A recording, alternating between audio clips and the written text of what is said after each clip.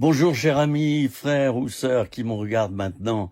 C'est une vidéo hyper courte, une pensée qui me travaille depuis plusieurs jours. J'ai été sauvé pour devenir sauveteur. J'ai été sauvé par Jésus pour devenir sauveteur et indiquer le chemin aux autres, le chemin du salut et les conduire vers le sauveur. Moi, je ne suis qu'un sauveteur. J'ai été guéri pour guérir. Et Jésus a dit dans sa parole, guérissez les malades. Un jour, on m'a évangélisé dans la rue. Et j'ai été touché. J'ai été touché aussi pour devenir quelqu'un qui va évangéliser dans les rues. C'est tellement important. Tellement important, les rues. Il s'y passe beaucoup de choses. Des drames, des meurtres, des fusillades. Où sont les chrétiens qui vont prêcher le salut? Donc tu as été touché un jour par quelqu'un qui t'a évangélisé, c'est peut-être au boulot, c'est peut-être devant une église, c'est peut-être sur une place, mais tu as été touché pour toucher les autres. Voilà, c'est très court ce que j'avais à dire, mais je le dis, ça me travaille vraiment, au point que j'ai dû prendre mon téléphone et me filmer. Je ne sais pas qui est-ce que ça concerne parmi vous. Veux-tu être davantage heureux ou heureuse? Eh bien, donne-toi. Donne ce que tu as reçu. Il y a plus de bonheur à donner qu'à recevoir. Et peut-être que en ce moment tu es malheureux, parce que tu ne donnes pas. Tu ne donnes pas. Et si tu ne donnes pas, eh bien, ça reste là, puis ça devient une mare. Oh, juste une image, c'est l'image de la source. Une source ne s'appartient pas à elle-même. Ça, c'est le premier point. Une source n'existe que parce qu'elle donne. Demandez à la source de ne plus donner d'eau. Qu'est-ce qui restera? Eh bien, il restera un trou béant dans la terre, du vide. Ça ne sera plus une source. Et Jésus a dit à la Samaritaine, l'eau que je te donnerai deviendra une source qui jaillira jusque dans la vie éternelle. Alors voilà, c'était tout. Tu es chrétien, chrétienne, pour être une source. Et non pas une mare d'eau stagnante. Quand tu mets un bâton dans la mare, eh bien, il y a tous les dépôts au fond qui remontent, ça sent mauvais. C'est sale. L'eau qu'il y a au-dessus, elle est à peu près propre, mais elle est pleine de bactéries. Puis tu tournes avec le bâton, ça sent mauvais. C'est pourri.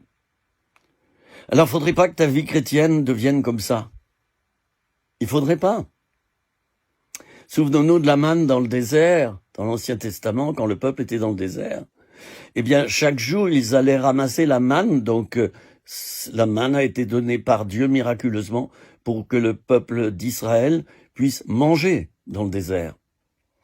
Eh bien, le jeudi, ils en ramassaient pour une journée seulement, et pas pour 2 jours, parce que s'ils ramassaient pour deux jours, eh bien, le jeudi soir, la portion qu'ils avaient ramassée pour le vendredi, elle pourrissait, elle était immangeable.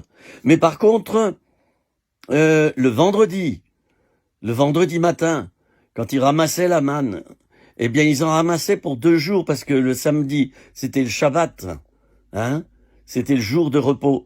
Alors Dieu permettait que cette manne, elle se conserve 2 jours. C'est-à-dire l'inverse de ce qui se passait dans la semaine. Alors ne t'étonne pas si tu donnes pas ce que tu as reçu. Ne t'étonne pas que ça pourrisse, ne t'étonne pas d'aller mal, ne t'étonne pas d'avoir des tentations, ne t'étonne pas d'avoir envie de recommencer ta vie ancienne, ne t'étonne pas d'être attaqué, ne t'étonne pas de plus voir de miracles, ne t'étonne pas que rien ne bouge dans ta vie, ne t'étonne pas qu'il te semble que Dieu ne te parle plus, que Dieu n'est pas là presque, et que tu ne sens plus sa présence, ben oui, tu restes chez toi, tu donnes pas. Tu donnes pas. Quand je vois tous ces comptes Facebook, où il n'y a jamais des comptes Facebook de chrétiens que je connais, il n'a même pas fait mention une seule fois du nom de Jésus. Moi, je me dis que là, il y a un léger déséquilibre. Alors, je comprends qu'il faut pas mettre tout ce qu'on publie sur Facebook à la sauce Jésus. Alors, je comprends tout à fait, hein. Mais au moins une fois de grâce. Jésus n'a pas eu honte de toi, n'aie pas honte de lui. Et même si ton patron, il voit ton profil Facebook et il voit que tu es croyant, ben, tu seras surpris du résultat. Ah, tu veux pas mettre que tu es croyant, tu veux pas mettre Jésus t'aime, tu veux aucune mention biblique, aucune mention par rapport à l'évangile, parce que chut, si un collègue de travail va sur mon Facebook ou des gens que je connais et qui voient que je suis chrétien, oh la honte, ben oui, tu as honte. Et Jésus, lui, il n'a pas eu honte. Il n'a pas eu honte de toi, de tes péchés, de tes trahisons. Et pourquoi t'as honte? Alors marque sur ton Facebook que tu es chrétien. Il y a différentes manières de le faire. Il faut pas être agressif. Tu peux marquer sur Facebook, là à gauche, il y a une petite présentation, ça s'appelle intro. Eh bien, pourquoi tu marquerais pas? Eh bien, je suis je suis une personne très croyante et je crois en Jésus-Christ venu sur la terre pour nous sauver. Voilà, pourquoi tu le marques pas? Ça va peut-être toucher quelqu'un, un collègue de travail, qui va se confier à toi. Alors, chers amis, je termine en disant, n'ayons pas honte de l'évangile. Sortons partout, allons évangéliser. Il y a plein de moyens pour évangéliser. Il y a les réseaux sociaux, il y a le fait de descendre dans la rue, de fabriquer des pancartes. Il y a le fait de faire des petites vidéos comme je fais. C'est très simple, il y a beaucoup de téléphones maintenant, d'ailleurs la plupart, qui ont une petite caméra. Mais pourquoi tu ferais pas des petites vidéos comme ça? T'as peur de quoi? T'as peur de ta tronche? T'as peur de pas être beau ou belle? T'as peur de pas savoir parler? Va falloir te jeter à l'eau, mon frère, ma sœur, un jour. Parce que Christ, lui, s'est jeté à l'eau. Je dirais même il a fait plus que ça, c'est qu'il en est mort. Il est mort pour toi. Et toi, tu veux pas mourir. Tu veux pas prendre ta croix chaque jour. Tu veux pas renoncer à toi-même. Tu veux simplement consommer. Être consommateur de Jésus pour ta vie personnelle. Et puis le reste, de toute manière, Dieu s'en occupe, hein. Qu'est-ce que je vois ça sur les réseaux sociaux? Prions, et Dieu s'occupe du reste. Non, absolument pas, hein. Absolument pas, non. Prions et agissons. Pour terminer, encore une petite histoire, là. Je la raconte souvent. C'est... allez, on va l'appeler Christian. Christian, il monte dans sa barque. Il est au bord du lac d'Annecy. Et puis, sur ces... vous savez, une barque, il y a 2 rames. Alors, il a gravé sur chacune des rames un mot, un verbe. Donc, la rame de gauche, hein, c'est marqué prier. Voilà, il a fait ça à la pyrogravure, hein, prier. Et sur la rame de droite, c'est marqué agir. Voilà. Alors, je crois que je viens de l'appeler Christian, il me semble. Enfin, j'ai par moment des problèmes de mémoire. Eh ben, il prend sa barque et puis voilà. Alors, prier. Il actionne la rame de gauche, puis la rame de droite, puis la rame de gauche, puis la rame de droite. Prier, agir. Prier, agir. Et dans ce cas-là, la barque, elle avance. Mais il a pigé un jour que s'il utilisait seulement la rame de gauche, prier, eh ben la barque, elle faisait un tour circulaire et elle avançait pas. Et puis il a fait une autre expérience, c'est qu'il a utilisé seulement la rame de droite. Et la rame de droite, eh bien il l'a actionné, agir. Et là, il a vu que également sa barque, elle restait sur place, elle tournait sur elle-même. Alors toi, mon ami, tu as été appelé à utiliser les 2 rames dans ta vie. Tu pries et tu agis. Il y a trop de chrétiens qui ne font que prier. Et, oh, tu pries, puis c'est sympa. Tu laisses à Dieu tout le boulot, là. Ben, il y a un blême dans ta vie. Il y a un problème, hein. Tu pries, Seigneur, fais ci, fais ça, évangélise, amène des âmes à toi. Mais, oh, Jésus est la tête, toi tu es le corps. Voilà. Et là, ta foi, il y a quelque chose qui va pas dans ta foi. Parce que tu as une foi désincarnée. Il y a juste la tête qui doit travailler, c'est tout. Mais pas le corps. Mais tu es le corps de Christ. Alors, ok, prier la tête qui est Jésus, mais agir aussi, c'est-à-dire, bouger les bras, bouger les mains, les doigts, évangéliser, enseigner, distribuer des pliants. Et puis, évidemment, faut pas casser les pieds aux gens. Je ne parle pas là de faire du prosélytisme, chers amis. Non, il faut pas en faire. Non. Mais par contre, tu as été sauvé pour devenir sauveteur des autres. Tu peux pas passer à côté de ça. Moi, j'assiste régulièrement à des enterrements et je me dis, mais est-ce qu'on lui a parlé de Jésus? Est-ce qu'on lui a expliqué que Jésus sauve? Est-ce qu'on lui a expliqué le salut? Et je regarde le cercueil et j'ai une larme et je me dis peut-être que personne n'a pris de temps pour expliquer à cet homme qui vient de mourir il y a 5 jours. Peut-être personne n'a pris du temps pour lui parler avec équilibre de la foi en Jésus-Christ, un Jésus-Christ vivant, qui n'est pas un Jésus mystique comme on le présente quelquefois, mais c'est un Dieu joyeux, un Dieu de vie, un Dieu vivant. Alléluia. Il est ressuscité. Voilà, je vous laisse. C'était une petite pensée et ça m'a brûlé à l'intérieur. Je me dis, il faut que je le partage. Voilà, merci de m'avoir écouté et à bientôt. Ce soir, je poste la deuxième partie de la vidéo que j'ai fait hier en 4 parties. Hein, le titre, c'est « Ne jugez pas afin de ne pas être jugé ». Du moins, je développe tous les versets de ce paragraphe dans lequel il y a cette portion de versets que je viens d'indiquer. Je parle sur plein de sujets.